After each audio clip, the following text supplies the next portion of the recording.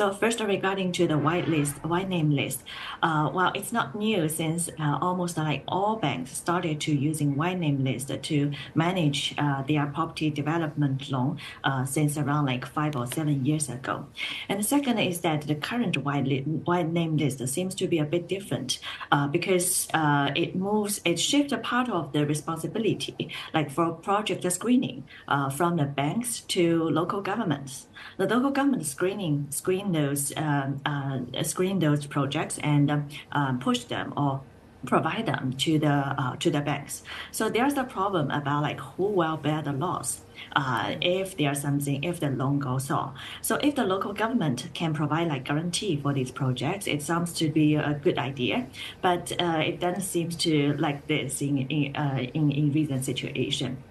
So still, we think the like white name list has some problems, especially one of the five rules for projects which qualify for the white name list said that the projects need to have sufficient collateral for the loan.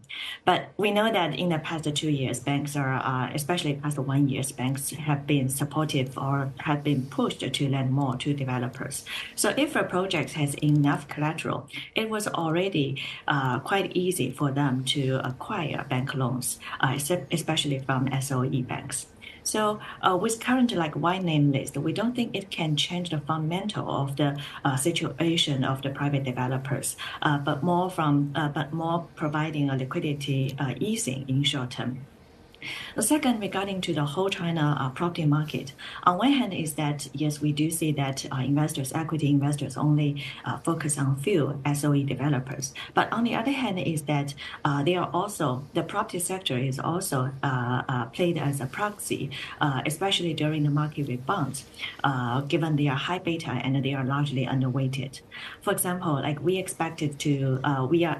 saw like rising chance for market rebounded based on in our report published before the Chinese New Year, after the change of China's CSRC head.